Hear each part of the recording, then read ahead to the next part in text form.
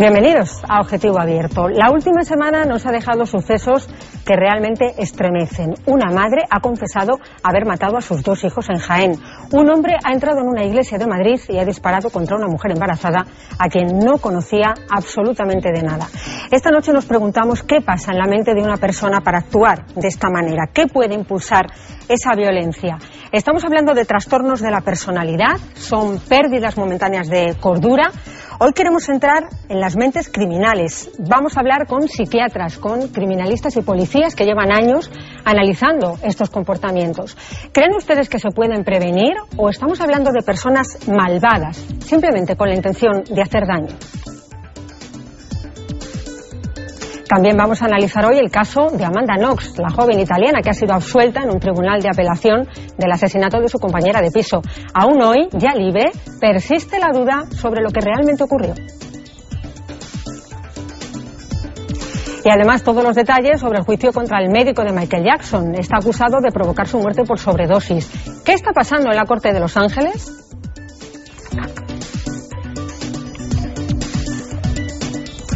Pues enseguida se lo vamos a contar, pero primero entramos de lleno. Queremos analizar hoy la mente de un criminal y la verdad, se pueden imaginar, no es tarea fácil. Para ayudarnos a entender lo que pasa en su cerebro, tenemos hoy en el programa a Juan Francisco Alcaraz. Es fundador de la Sociedad Nacional de Investigación de Perfiles Criminológicos, es especialista en psicopatología criminal y además también es policía. Juan Francisco, buenas noches. Gracias por estar con nosotros. Hola, buenas noches, Blanca. Bueno, la tarea es complicada. A mí me gustaría empezar preguntándote, ¿hay diferencias entre asesinos? Todos no son iguales, ¿verdad? Sí, evidentemente hay una diferencia básica y es en la motivación que estas personas aplican a sus actos. Sí.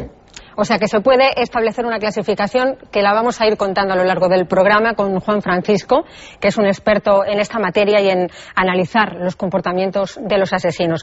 Fíjense ustedes, incluso cuando cometen los crímenes, los asesinos nos están dando continua información. ¿Cómo planean esos crímenes? ¿Cómo los ejecutan? ¿Cómo los llevan a cabo?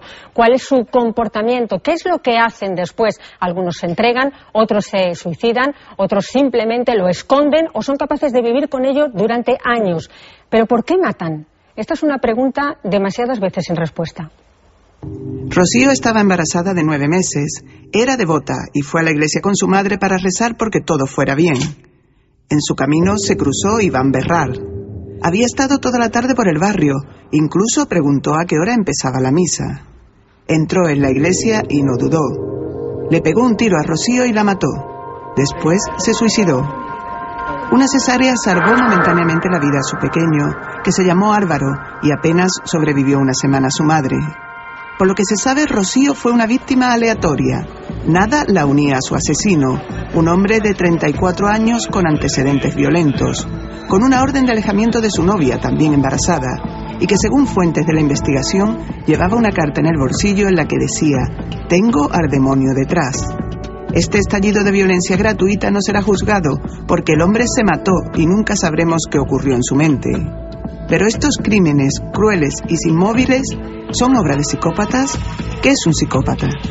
Para empezar, es un trastorno de la personalidad, una personalidad anormal en donde básicamente lo que piensa es en sí mismo. Es una persona egoísta con un desprecio por lo que son las normas, por lo que es la responsabilidad, por lo que es el sufrimiento de los demás. Es un perfil excepcionalísimo el del psicópata. No solamente se incide mucho en los psicópatas porque son conductas terribles cuando se dan, pero es un tanto por ciento de la población muy baja y dentro de los psicópatas también una proporción mínima es delincuente y una proporción mínima es delincuente violento, que esto hay que decirlo. La criminología estudia estos perfiles, personas sin empatía, con un trastorno de la personalidad que no es una enfermedad mental, ni se diagnostica como tal, por lo que legalmente, al contrario de lo que ocurre con los enfermos mentales diagnosticados, sí son responsables ante la justicia de sus actos. Cuando las personas que no tienen enfermo mental, que no tienen enfermedad mental y han cometido un hecho delictivo, van a la prisión. Esos van a la prisión, no se le aplica ningún tipo de medida y van a la prisión con todas sus consecuencias. Por lo que se sabe de la investigación, el móvil del presunto asesino de prostitutas de Mijas era el robo. Lo han detenido por la muerte de 2 mujeres, a cuyo apartamento asedió como supuesto cliente y a las que torturó y robó. Pero las circunstancias de los crímenes hacen pensar en un asesino en serie. Las víctimas tenían la misma profesión, edades similares y ambas eran sudamericanas. A la primera la mató el 10 de agosto, a la segunda el 10 de septiembre. Fuentes del caso confirman que se están investigando delitos similares que pudo haber cometido este hombre. Tenemos que distinguir varios aspectos. Por un lado, la maldad es consubstancial al ser humano. Y por lo tanto, se puede ser malo y no tener ninguna enfermedad, ningún trastorno de conducta ni nada. Y ser malo. Y punto. Y esa persona, cuando comete un delito, me da igual, robar, estafar, matar, violar, lo que sea, sabe lo que está haciendo. Y es que le da igual los sentimientos de otra persona. Y son personas que puedan ser malas. En Jaén están de luto. 2 niños de 3 y 11 años y una mujer de 69 murieron en pocas horas el viernes pasado. A los niños los mató su madre en su casa. A la mujer, su hijo. Son casos concretos, bajo investigación, pero ha trascendido que la mujer confesó y que dijo que mató a sus niños para salvarlos. Un trastorno estudiado en otros casos y que se llama conducta de salvamento. Personas que están en una situación depresiva muy pronunciada, estas madres, y es como si dijéramos que se los quieren llevar hacia adelante. Ven un mundo tan negro que se los llevan con ellas. Suele ser también característico que ellas después se suiciden, porque ven un mundo donde no quieren dejar a sus hijos, ¿no? Dicen todos los especialistas que hemos consultado que a pesar de casos como estos tan llamativos, la sociedad es segura. Pues algo que nos tranquiliza, porque cuando escuchamos este tipo de sucesos, la verdad es que siempre piensa uno que no nos crucemos con alguien que pueda hacer algo así. Juan Francisco, ¿de qué tipo de personas estamos hablando? ¿Hablamos de una pérdida momentánea de cordura? Sí, efectivamente, son personas que viven, por ejemplo, en el caso que estáis tratando, o que estamos tratando, esta persona, esta madre, sufría una depresión profunda. Sí que es verdad que la superprotección que quieren darle a sus niños llega hasta el punto de tomar una decisión que para ellas es muy dura, pero están convencidas que es la correcta y le producen lo que se denomina la muerte dulce. Es una muerte en principio en la que no va a haber ningún tipo de sangre, no van a haber heridas que puedan escandalizar. Y en este caso, concretamente, se aplicó una asfixia. En principio se habló de ahogamiento, pero fue una parada cardiorrespiratoria infligida probablemente a uno de ellos con una almohada y al otro, pues, en ese sentido. Juan Francisco, está claro que en la mente de esta madre hay algo que no funciona, hay un problema. En la mente del señor que entra en la iglesia y dispara a la embarazada y dice que le persigue el demonio, hay un problema. Totalmente.